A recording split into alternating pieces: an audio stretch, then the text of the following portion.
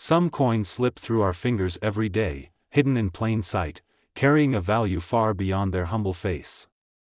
Today, we're uncovering two modern pieces of American history that might just be tucked away in a jar or forgotten in a drawer, coins so deceptively ordinary that only a sharp eye or a stroke of luck reveals their true worth. These are coins that seasoned collectors know to look for, and that smart owners hold onto once they realize what they have. Let's start with a remarkable piece from the land of 10,000 lakes, the Minnesota State Quarter. Minted in 2005 as part of the 50 State Quarters program, the Minnesota Quarter was designed to capture the spirit of the state's famous natural beauty. On its reverse, it features a stunning image of a lake scene, a pair of fishermen in a boat surrounded by evergreens, with a loon, the state bird, gliding across the water. At first glance, it's a charming tribute, but hidden within this peaceful scene is a secret that has made certain versions of the Minnesota Quarter exceptionally valuable. What really launched the Minnesota State Quarter into the spotlight of the numismatic world was the discovery of a fascinating mint error, the now famous extra tree variety.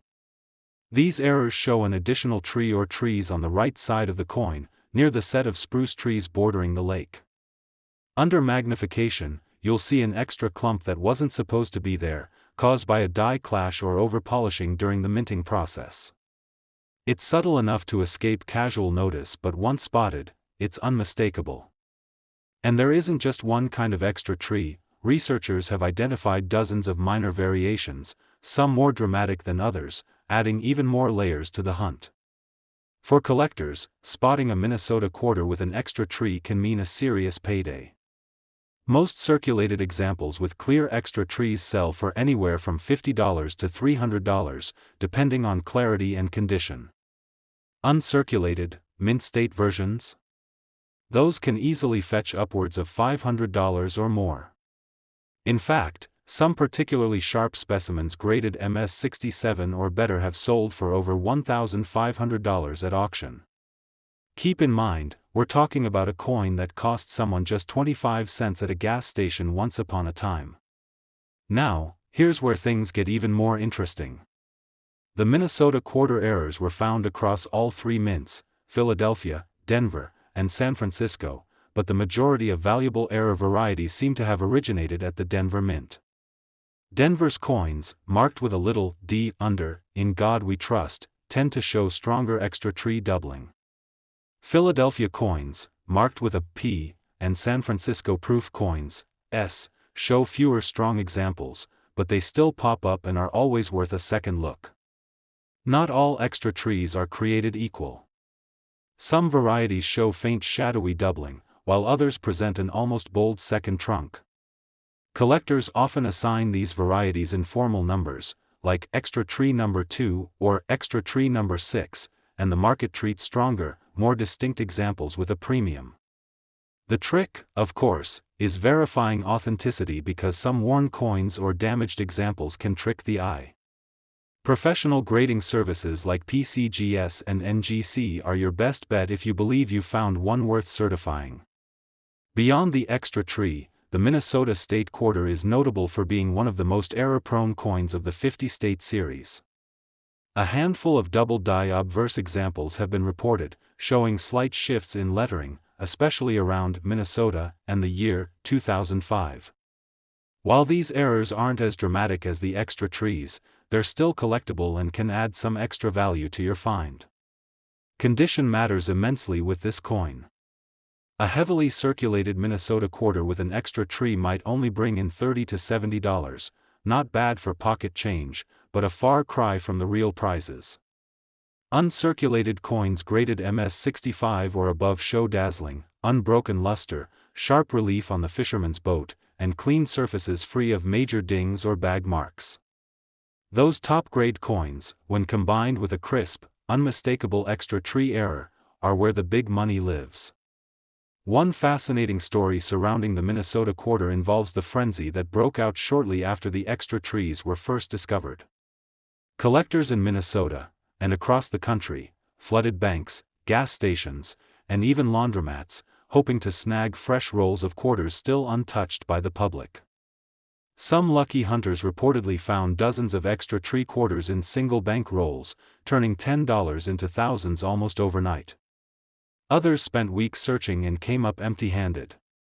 It became one of the most talked about modern coin hunts of the early 2000s, and for good reason. It reminded everyone that valuable treasure can still be found in everyday circulation. Another quirky aspect, the Minnesota State Quarter is one of the few coins where professional cherry pickers, those experts who specialize in finding rare varieties in bulk lots, still make regular sweeps even today. Even now, 20 years later, it's not unheard of for a Minnesota extra tree quarter to pop up unnoticed at coin shows, estate sales, or online auctions mislabeled as just a regular quarter. Of course, like anything valuable, fakes and counterfeits have entered the picture too. While it's difficult to artificially create a convincing extra tree error, some unscrupulous sellers have tried polishing or damaging coins to imitate the effect. Careful examination under magnification usually reveals the difference. Genuine extra trees blend naturally into the die-struck texture of the coin, while faked examples look scratchy, uneven, or out of place. All things considered, the Minnesota State Quarter has earned its place in modern American numismatic lore. It's a perfect storm of accessible design, state pride, unexpected minting error, and genuine rarity, and it continues to captivate both seasoned experts and casual collectors alike. For anyone lucky enough to have one, it's a tangible reminder that even in a world of high-end rarities and centuries-old gold pieces, sometimes the newest treasures can be just as thrilling. Now, speaking of modern treasures, our journey doesn't stop at the snowy forests and clear lakes of Minnesota.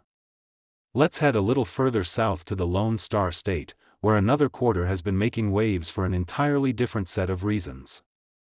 The Texas State Quarter, minted the same year as Minnesota's in 2004, is another standout from the 50 State Quarters program.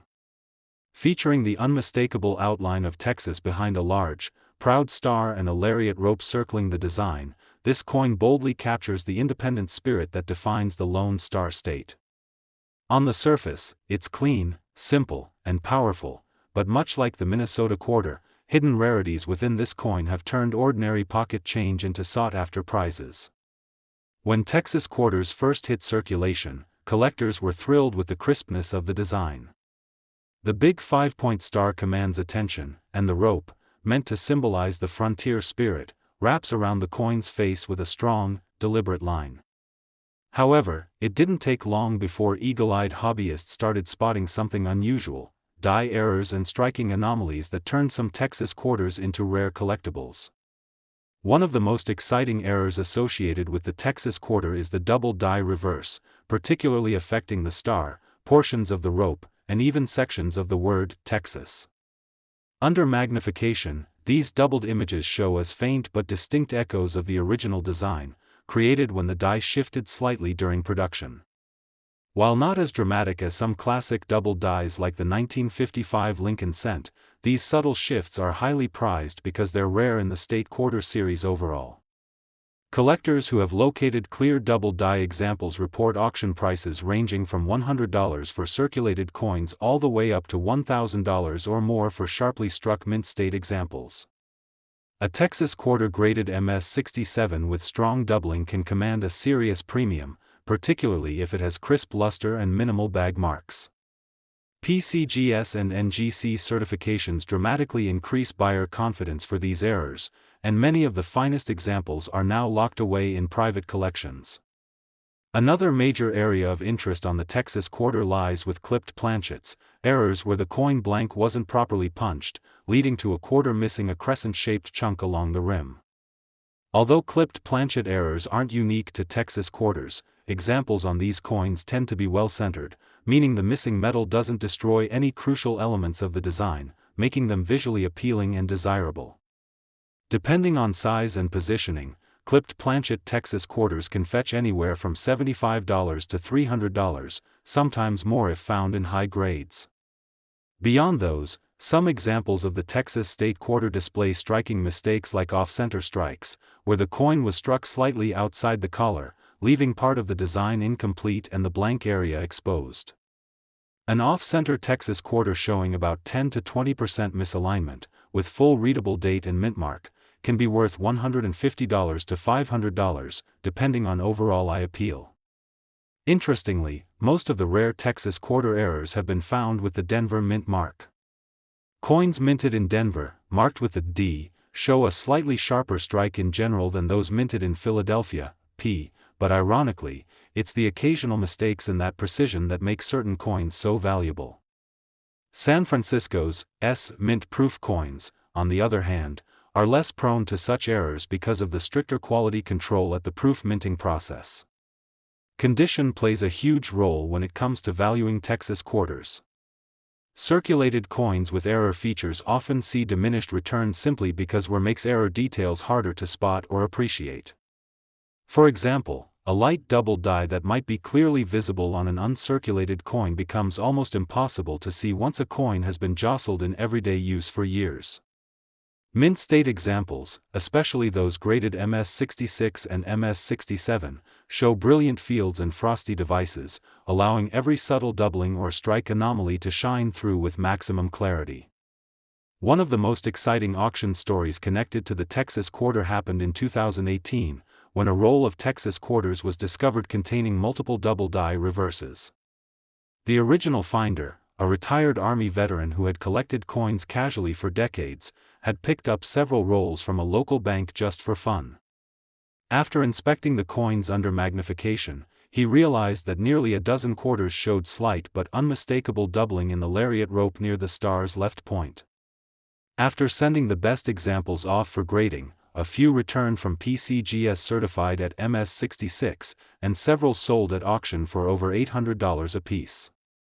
What started as a routine bank trip turned into a nearly $10,000 payday, not a bad return on a $10 investment. Another fun fact, some researchers believe the Texas quarter had one of the highest initial mintage demands because of intense state pride. Texas has always carried a larger-than-life identity, and that enthusiasm extended to the quarter. Millions of Texans actively sought rolls and bags of Texas quarters in 2004 and 2005, often storing them away unopened.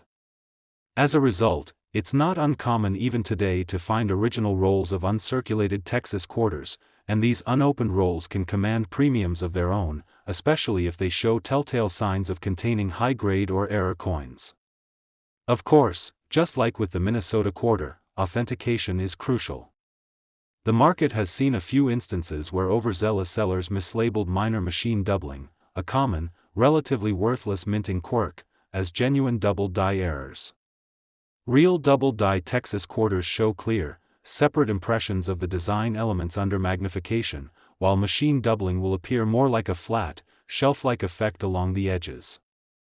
Learning the difference can save collectors significant money and heartache. Some collectors have even specialized in building full condition/error sets of the Texas quarter, trying to capture examples from Philadelphia, Denver, and San Francisco mints across a range of varieties. It's a rewarding challenge and a testament to the coin's enduring appeal that almost 2 decades after its release, the Texas State Quarter continues to inspire dedicated collecting efforts. Overall, the Texas State Quarter serves as a perfect reminder that no coin, no matter how recent or widespread, should be dismissed out of hand. With a sharp eye, a little patience, and perhaps a bit of Texas-sized luck, even a coin minted in the millions can hide an incredible, valuable secret. So whether it's the whisper of an extra tree on a Minnesota quarter or the subtle shimmer of a doubled lariat on a Texas quarter, the message is clear: incredible treasures are still out there, tucked between ordinary coins in everyday life. Stay curious, stay sharp, and remember, sometimes history isn't locked away in museums or vaults, sometimes it's jingling right there in your pocket.